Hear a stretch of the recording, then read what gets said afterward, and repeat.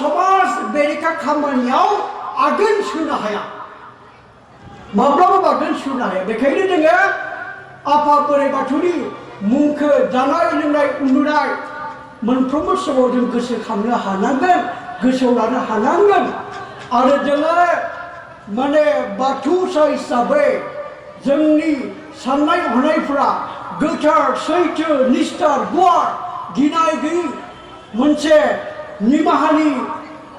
माने गिरि आरो मोनसे गोहोगोरा बोलोगोरा सहायनो हानाय मोनफा मोनफा जोंनियाव गोसो थाखानांगोन गतिके जायफोरा बाथौनि बोसोनफोरखौ मानिना सोलियो बेयो माब्लाबाबो समाज बेरेखा खामानियाव आवगायनो हाया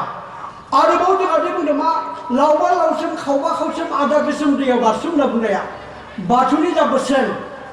बेवहायबो मा होनना बुंदों जोंहा गियान मोननो हानाय जे मोनबा मोदोमनि जिबियाव बाहागो दङ मेगन दङ खामा दङ सालाय दङ बिगुर दङ बेफोरजों जोङो मोजां गियानखौ लासोमनांगोन मेगनजों होनानै जानला मानलाखौ नायबा जानाय नङा मेगनजों जों गियानखौ लानांगोन खोमाजों जोङो मोजां मोजां बाथ्रा खोनासंनाय गियानखौ लासोमनांगोन सालायजों माने बासि खाबा जागिखौ बासि बासि जानो रोंनांगोन आरिनो मा होनो खावबाखौ खासिमनांगोन आखाइ आथिं खुगा बेबायदिनो आथिं खिथु बेफोर जाबाय कर्म इन्द्रिय खामानि मावग्रा देहानि अंग एबा बाहागो बेफोरखौ जोङो कन्ट्रल एबा खासिमनो हानांगोन ओंखायनो जाय मानसिया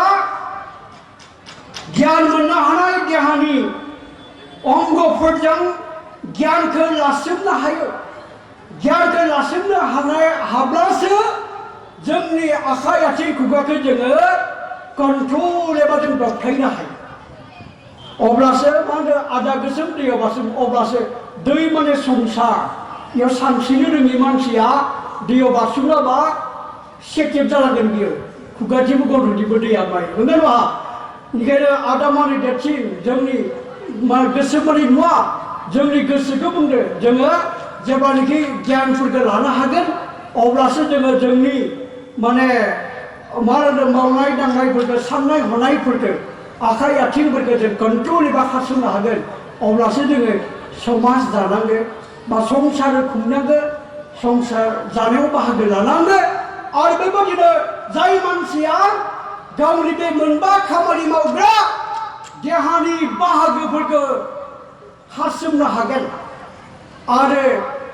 गियानफोरखौ लानो हागोन बे मानसिया माब्लाबाबो समाज बेरेखा खामानियाव आगान सुरनो हाया दा बेखायनो आरोबाव जोङो लाइमोन टाइमा मोनसे जाबाय बिराद गिथावना सम खैफोदनि सम बे समानो जौगानायनिबो सम बे समानो गावनि जिउखौ फोजोबस्रांनायनिबो सम आरो लाइमोन समाव बिराद माने मा होनो गाज्रि खामानिखौ मावनो लुबैनाय मोनसे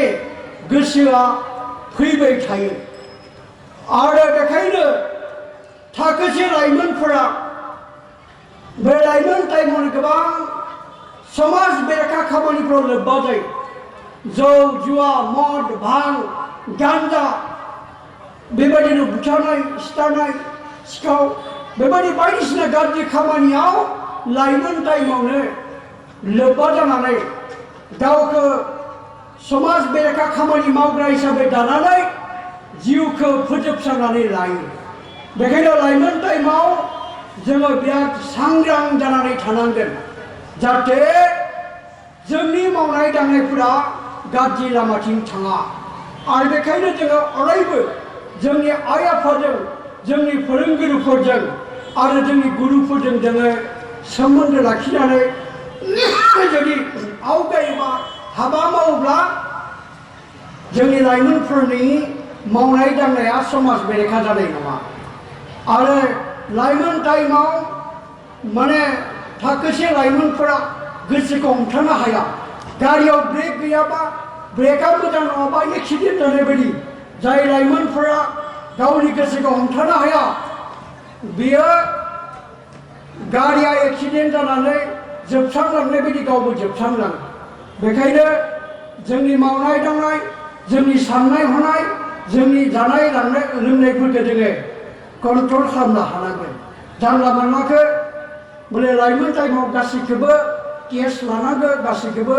जाना नायनांगौ ओरैबायदि साननानै जाना नायोबा जानाय नङा जेरै ड्राग्सफोरा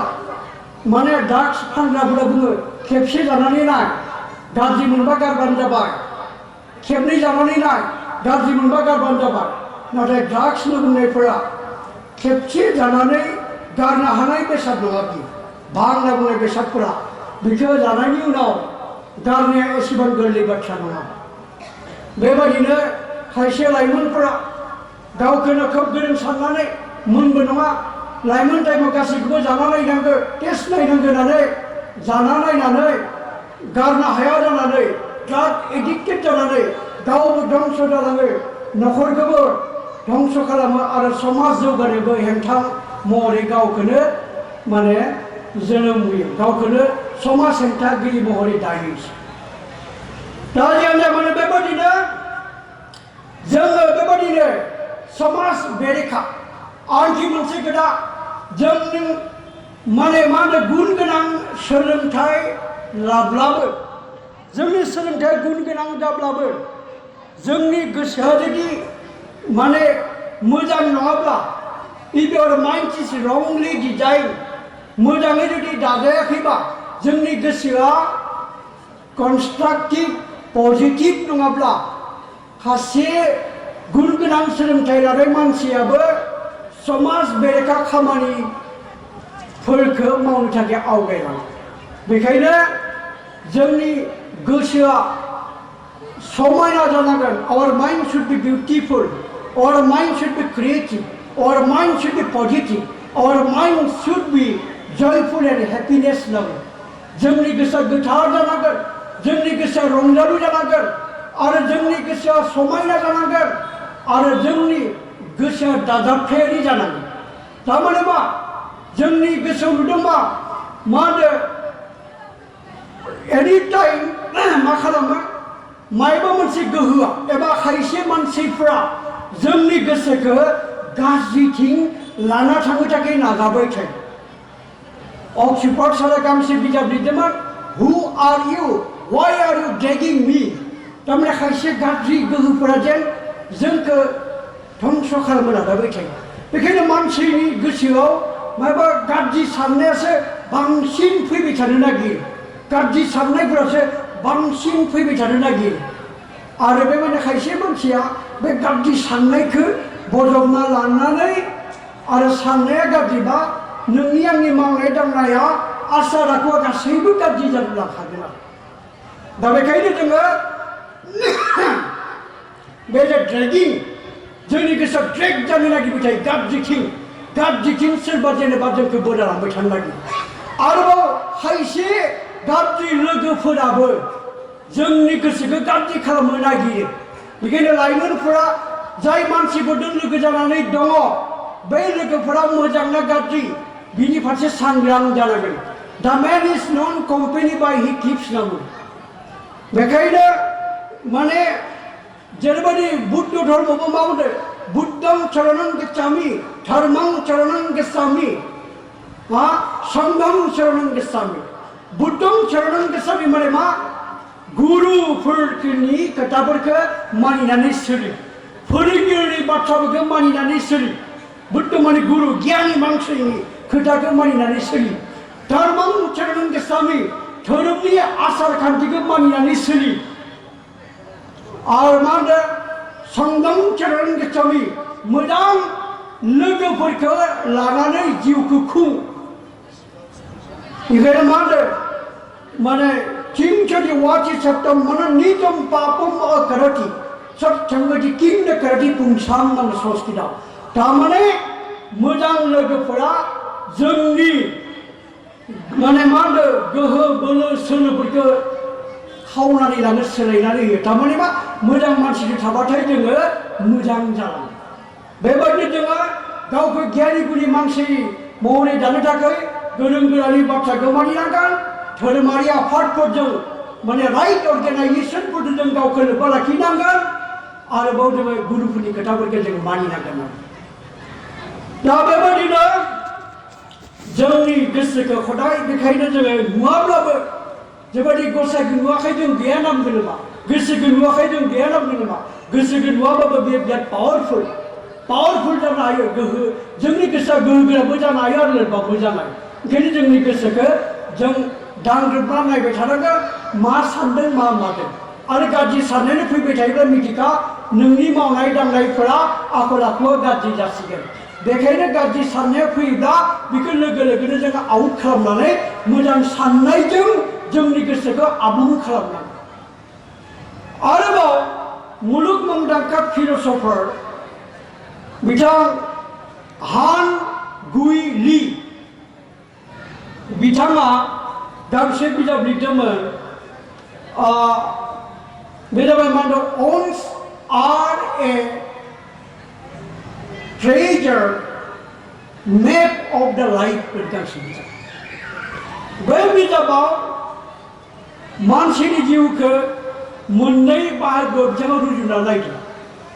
मोनसेखौ बुंदों मा दे एस्थेटिक लाइफ माने मा समायनायारि जिउ खुंनाय बा समायनाथि जिउ खुंनाय बे एस्थेटिक लाइफ समायनाथि जिउ खुंनाय मानसिफोरा मा होनदों दे फकास बिउटि प्लेजार एन्ड पार्सनेल एन्जयमेन्ट बै मानसिफोरा नामदों एस्थेटिक लाइफ जिउ खुंनायफोरा खालि समायना बेसादनि फारसेल' धान्दा आरो खालि रंजानाय तामसा फुर्तिखौल' खालामनो नागिरो आरो मा होनदों पार्सनेल एन्जयमेन्ट गावनि सुखु गोजोन एन्जयखौल' नागिरबाय थायो आरो बेबायदि जिउ खुंनाय मानसिफोरा सानो द पारपास of the life is enjoyment जिउनि थांखियानो जाबाय रंजानाय तामसा फुर्ति खालामनाय खाओ पियो मस्त करो तारमाने रंजानांगोन फुर्ति खालामनांगोन आरो बिथाङा बुंदों जे जाय मानसिया खालि रंजानायजोंल' जिउ खुंनो नागिरो बे मानसिफोरा जोबनायथिं गोसो बायनो गोनां जायो Those who are living only for enjoyment, it leads to despair because it is ultimately empty and unfulfilling. तामाने रंजानायजोंल' जाय मानसिया जिउ खुंनो नागिरो तामसा फुर्तिल' जाय मानसिया थानो नागिरो बिसोरनि जिउआ खंख्ला जायो बिसोर गोसो बायनो गोनां जायो आरो गोसो बायनायनि उनाव खायसेया समाज बेरेखा खामानि फारसेबो आगानसुरो बिदिन्थि महरै जेबायदि सरासनस्रायै लाइमोनफोरा माने प्लेजार सिकिं इन्डिभिजुवेल खालि थाखोसे लाइमोनफोरा बिराद तामसा फुर्तियाव थानो नागिरो लाइमोन टाइम रंजानांगौ फुर्ति खालामनांगौ आइ लाभ इउ खालामनांगौ गोसो थोलायनांगौ लाइमोन टाइमावनो सिख्ला सेंग्रा टाइमावनो रंजायाबा माब्ला रंजानो बेबादिनो एन्जयमेन्टनि दान्दायाव थायै थायै गावनि जिउखौ धंस खालामो खायफायाथ' सोरखौबा गोसोथोना मोनैनि थाखाय सुइसाइडबो खालामो गावबो जोबलाङो आरो न'खरनिबो समाजनिबो खहा खालामो बेखौबो मा एस्थेटिक लाइफ आरो बे एस्थेटिक लाइफआ माने they focus on beauty, pleasure and personal enjoyment. बे बायदि जिउ खुंनाय मानसिया गावनि जिउनि सुखुनि थाखाय गोबां गाज्रि खामानिखौबो मावनो हायो समाज बेरेखा खामानिखौ मावनो हायो बे जुदि ड्राग्सखौ जाना बिराद मोजां मोनो ड्राग्सखौ मोनजायाबा मानसिखौ बुथारनायनि स्टार्टनोबो हायो आइ आफाखौ बुथारनाय बेबायदि अबस्था एन्जयमेन्ट ड्राग्सखौ मोनजाबा बिराद मोजां मोना लायो आरो सोरबा सेंग्राजों रायज्लायनोबा बिराद मोजां मोना लायोला एन्जय मोनो आरो सेंग्रा गैयाबा थैनोबो हायो आरो मोनसेखौ बुङो मा इथिकेल लाइफ माने मा बे जाबाय मोनसे मोजां खान्थिजों जिउ खुंनाय आसार खान्थिजों जिउ खुंनाय मोनसे जिउ माने ethical life focus on duty morality and responsibility जाय मानसिया मोजां रोखोमनि आसार खान्थिखौ मानिनानै जिउ खुङो बे मानसिफोरानो मालाबा गावनि डिउटी गावनि मावनांगौ हाबायाव गोसो होयो गावनि बिबाननि फारसे गोसो होयो आरो मरेलिटी मोजां खामानिनि सायाव नोजोर होयो दा जाय मानसिया इथिकेल लाइफखौ खुंदों बिथांमोना by hook and by crook अरायबो गावनि मावनांगौ हाबाया मा आं फरायसा हिसाबै आंनि मावनांगौ हाबाया मा आइ हिसाबै आं आइनि मावनांगौ हाबाया मा आफा महरै आंनि मावनांगौ हाबाया मा बिनि फारसे बिसोरो अरायबो गोसो होयो आरो जाय मानसिया गावनि मावनांगौ हाबाखौ मोजाङै मावो डिउटि होनना बुंदों बे मानसिया माब्लाबाबो समाज बेरेखा खामानिनि फारसे आवगायनो हाया आगान सुरनो हाया दा बेखायनो एथिकेल लाइफ बे समाजनि मोजां आसार खान्थिखौ मानिना सोलिनांगौ आरो बेबायदि एथिकेल लाइफ खुंनाय मानसिफोरा मा होनदों माबा मोनसे हाबाखौ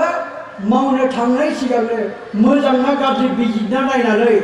मोजांबासो बेखौ मावो आरो गावबा गावनि दायित्वखौ बिसोरो मोजाङै मावफुङो थैथां नाजानानैब्लाबो गावबा गावनि बिबानखौ बिसोर बानसयो आरो मोनसे समाजाव आइया आइनि खामानिखौ मोजाङै मावोबा फोरोंगिरिया फोरोंगिरि बिबानखौ मोजाङै बानसयोबा फरायसाया फरायसानि खामानिखौ मोजाङै बानसयोब्ला लाइमोना लाइमोननि मावनो गोनां हाबाखौ जुदि मोजाङै मावोब्ला बे समाजनि मानसिफोरा माबोरै समाज बेरेखा खामानि फारसे आगान सुरो आरो बेबायदिनो बुंदों मा जे true fulfillment of the lives comes choosing to live ethically with a purpose होनना जिउनि थार आबुंथिया एबा गोजोनथिया फैयो जाय मानसिया नियम निथि आसार खान्थिखौ मोजां आसार खान्थिखौ मानिनानै मोनसे जिउनि मोजां थांखि लानानै खामानि मावो बे मानसियासो जिउनि थार सोदोबथि आरो जिउनि थार आबुंथिखौ मोननो हायो आरो बेखायनो मा होनदों इथिकेल life emphasize commitment duty and self improvement होनना जाय मानसिया समाजाव थानाय मोजां आसार खान्थिखौ मानिनानै सोलियो बे मानसिफोरासो सेल्फ इमप्रुभमेन्ट गावखौ बायदिसिना बिथिङाव जौगाहोनो हायो होनना बायदिसिना बिथिङाव जौगाहोनो हायो बे लेखा फरायनायावनो जा बे आबाद मावनायावनो जा बे फालांगि मावनायनि बिथिङावनो जा दा बेखायनो जोङो आरोबाव बुंनो जे बिथां सारनि बादिब्ला true fulfillment of the life comes from believing religious life religious life जाय मानसिया धोरोमारि आसार नीतिखौ मानिनानै खामानि मावो थांनानै दङ बे मानसियासो जिउनि थार आबुंथि एबा पारफेक्शनखौ मोननो हायो आरो ओंखायनो आरोबाव बिथांमोन मा जे ethical life is not enough one must surrender himself to God and embrace the faith of it थारमाने मा ethical life आसार खान्थिखौ मानिबाल' जानाय नङा जिउनि थार आबुंथिखौ मोननो थाखाय जौगानायखौ मोननो थाखाय गोजोनथिखौ मोननो थाखाय जोङो गावबा गावखौ गसाइनि सेराव बावसोमनो हानांगोन गसाइनि सेराव अब्लासो जोङो साननैसोनि जिउखौ गावबो जौगानो हागोन आरो न'खर आरो समाजखौबो जौगाहोनायाव जोङो बिहोमा होनो हागोन दा बेबायदिनो आरोबाव जोंनि मानसिफोरनि गोसोखौ मोनबा बाहागो रानदोंमोन दा आरो 6 बाहागोआव रानदों आं माने बे जाबाय मा मोनसे जाबाय मा होनो एबनर्मेल एन्ड एडिक्टेड माइन्ड 5 नम्बरा 6 नम्बर जाबाय एडिक्टेड माइन्ड जेरैबायदि जाय खायसे मानसिनि गोसोआ मा जौ सेरेब मद भां ड्राग्स नङाबा थानो हाया मबाइल नायबा थानो हाया बे एडिक्टेड माइन्ड एबनर्मेल माइन्ड बेनो जाबाय माखौबा मावनांगौ माखौबा मावग्रा बे बयनिख्रुइ गाज्रिसिन गोसोनि थाखो 2 नम्बर जाबाय मा फ्रेशलि डिकेड फल' लेभेल अफ माइन्ड बे जाबाय मा खालि जानो लुगैनाय लोंनो लुगैनाय बेबायदि गोसोनि थाखोसे मानसि थाहैनांगौ आरो 3 नम्बरा मा होनदों normal level of mind normal लेभेला मा खालि मावनो नांगौ मावफ्लादों सिङाव थांनांगौ थांफादों जास्ट हाबाखौ मावलांबाय आरो बे जाबाय नर्मेल लेभेलनि गोसोनि मानसि आरो बिनि उनाव मा जे 4आव मा जादों successful level of mind successful level of mind माने देरहायारि गोसो थारमाने मा जाय मानसिया जाय हाबाखौ मावदों मावगासिनो दङ बेखौ साबसिन हामसिन महरै मावनानै गावखौनो देरहासार सुबुं महरै दानो नागिरग्रा मानसि बेबायदिखौ मा साक्सेसफुल गोसो थानाय मानसि देरहायारि गोसो थानाय मानसि देरहानो लुबैनाय मानसि आरो बेबायदि मानसियानो गोबां मोजां मोजां हाबाखौबो मावनो हायो आरो जौगासार जानो हायो आरो देरहानायनि क्राइटेरियाखौ बिजिरनाय बियो नम्बर मा हेपि एन्ड साक्सेसफुल माइन्ड आरो बेवहाय मा जे 5 नम्बरखौ मा जाय मानसिया अरायबो सुखु आरो गोजोनाव थायो आनान गसाइया जिखिनि जोंनो गोहो बोलोखौ होदों खाबुखौ होदों बेखिनिखौनो लानानै गसाइनो साबायखर बावनानै आफा बोराइ बाथौखौ साबायखर बावनानै गोसो मोदोम जिउ होनानै गावनि मावनांगौ हाबाखौ मावो गावनि जिउनि दावहायाव बारसोमो उइथ हेपि माइन्ड आरो अरायबो मोजां हाबा मावनो नाजायो बेखौनो माने हेपि एन्ड साक्सेसफुल माइन्ड आरो गोसोआव गोजोननाय गैयाबा सुख गैयाबा जोङो मोजां हाबा माब्लाबाबो मावनो हाया देयर इज ट्रिमेन्डास पावार उइदिन द हेपि माइन्ड होनना गोसोआव रंजालु गोसोआव जों बिराद गोहो बोलो थायो होनना आरो रंजालु गोसो मोनसे थायोब्ला बे मानसिनि गोसोआ पापि जानो हाया बे बायदि मानसिया समाज बेरेखा खामानियाव लोब्बा थानो हाया आरोबाव दा माइन्ड स्पेशलिस्टफोरा बुङो मा जे spiritual mind is the best mind of the world number spiritual mind is the best mind of the human beings number सिजौआरि गोसो आध्यात्मिक मन जाय मानसिनि गोसोआ सिजौआरि स्पिरिचुअल जाय मानसियारि जाय मेरि मोमेन्ट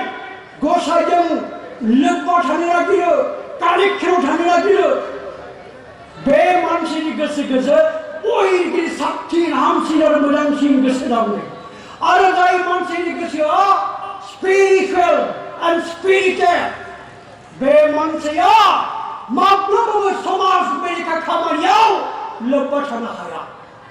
बेखायनो आइफोर आफाफोर आरो लाइमोनफोर we should try to develop spiritually जेरैबायदि महात्मा गान्धीया बुंदोंमोन the meaning of education is physical development, mental development, and spiritual development. सोलोंथाइनि सोंथिया जाबाय मोदोमखौ मोजाङै शरीरखौ मोजाङै जौगाहोनाय गोसोखौ मोजाङै जौगाहोनाय आरो सिजौआरि जौगाहोनाय बेखायनो जोङो सिजौआरि जौगाहोनो थाखाय for the development of spiritual level we must connected with the religious organization and religious rules and regulation. धोरोमारि आसार खान्थिखौ मानिना सोलिब्लासो जोङो मा जानो हागोन जोंनि गोसोखौ आध्यात्मिक एबा जों सिजौआरि खालामनो हागोन आरो दा गतिके जोङो बाथौ जानानै बाथौनि फिसा जानानै जोङो बाथौ आफा बोराइ बाथौनि फिसा जानानै जोङो गावबा गावनि गोसोखौ सिजौआरि गोसो महरै दानो नाजानांगोन आरो बेबायदि दानो हायोब्ला जोङो समाज बेरेखा खामानिनिफ्राय जोङो गावबा गावखौ बारग'नो हानांगोन बेबायदिनो समाज बेरेखा खामानिखौ सुस्रांनो थाखाय जोंनि आइफोराबो न'खरफोरखौ मोजाङै सामलायनांगोन गोजोन थासारि आबहावा दानांगोन गथ' गथायफोरजों खला खलि भाबै रायज्लायग्रा जानांगोन माने गथ' गथायनि गोसोफोराव माने मा नांगौ गोरों गोराखौ सिबिनाय आइ आफाखौ सिबिनाय गोरों गोराखौ सिबिनाय गसाइखौ सिबिनाय बेबायदि जोङो गोसोफोरखौ जों दानो हानांगोन दा बेखायनो जोङो आरोबाव मा होनो जोंहा बेबायदिनो कनभारसेसन थानांगोन जोंनि फिसाफोरजों आरो जोंनि लाइमोनफोराबो गोरों गोराफोरजों खला खलि भाबै गोथौयै रायज्लायग्रा माबा मोनसे मावनो थांनायनि सिगां जुदि सावरायोबा discussion is the solution of the any kinds of problems of our life can be solved with the help of discussion जोङो बे सावरायनायनि हाबाफारिखौ जों लानांगोन जों गोथौयै जों सावरायनांगोन दा बेबायदिनो जोङो समाज बेरेखा खामानिनिफ्राय बारग'नो थाखाय बेबायदि जोङो जुदि हाबाफारि लायोब्ला जोङो थारैनो समाजखौ जोङो समाज बेरेखा खामानिनिफ्राय माने सुस्रांनो हागोन गावबा गावखौ फोसाबनायनि लोगोसे जोंनि समाजखौबो जोङो फोसाबनो हागोन आरोबाव आत्मदिग्य भावना बुंनाय बायदि जोंनि लाइमोनफोराबो गोरों गोराफोरनि गियानफोरखौ लानानै रोंगौथिफोरखौ लानानै गावबा गावखौ सुस्रांनायनि गावबा गावखौ मोजां खालामनायनि गावबा गावखौ बायदिसिना बिथिङाव जौगानायनि हाबाफारियाव सिगांग्रो बाहागो लानांगोन we should take the initiative for the reformation of ourselves मानोना गुबुनखौ सोलायनाया गोब्राब नाथाय बयनिख्रुइ गोरलैसिन खामानि जाबाय गावखौ सोलायनाय बेखायनो सोलायनाय सुस्रांनाय आरो फोसाबनाय खामानिया गावबा गावनिफ्राय जागायनांगोन गावबा गावनिफ्राय जागायनांगोन दा बेखायनो आं फरायसाफोरखौ बुंदों जे जोंखौ फोजोबस्रांनो थाखाय जोंनि गोसो गोरबोआवनो खायसे destructive गोहो माने फोजोबस्रांलु गोहोफोरा अरायबो नाजाबाय थायो बे फोजोबस्रांलु गोहोफोरखौ अरायबो जोङो नोजोर होनानै जाय साननाया जोंखौ फोजोबस्रांनो नाजाबाय थायो धंस खालामनो नाजाबाय थायो बेफोरखौ माने जोथोबनानै मोजां साननायजों जोंनि गोसोखौ आबुं खालामनानै जों जुदि आवगायलाङोबा थारैनो जोङो गावखौबो फोसाबनो हागोन आरो समाजखौ फोसाबनायावबो हेफाजाब होनो हागोन आङो बेखिनिखौनो बुंबाय जे नैबे गोथार बुब्लियाव आंखौ उदालगुरि जिल्ला दुलाराय बाथौ गौथुम आरो उदालगुरि जिल्ला दुलाराय बाथौ लाइमोन आफादा लिंनानै बे गोथार बुब्लियाव फंनैसो बुंनो थाखाय खाबु होनायनि थाखाय बिथांमोननिसिम रोजा रोजा साबायखर बावनानै आंनि बुंनायखौ फोजोबबाय खुलुमबाय जय आफा बोराइ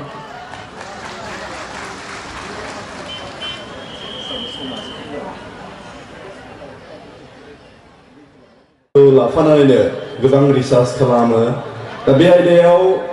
जा बिनन्द स्वरगियारि सार बिथाङा जा गोथौ भाबै जोङो आथिखालाव जे मोनसे दोहौजों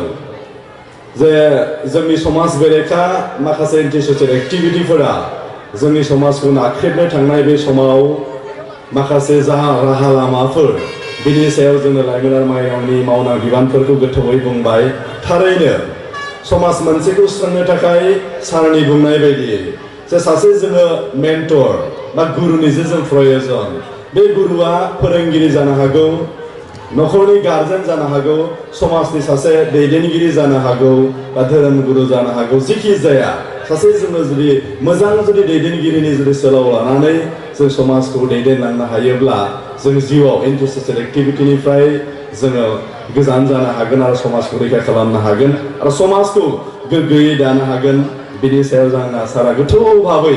रिसार्च खालामनानै जोंनो दिनै बुंथिबाय बिनि थाखाय बाहागो लानो हानाय गासै रायजो राजा थान्दै सिबिनाय नोंथांमोनखौ सारनि थाखाय खेबसे गोबारै आखाइ खबनानै बरायनो थाखाय गुरै खावलायनो साबायखर बावनो थाखाय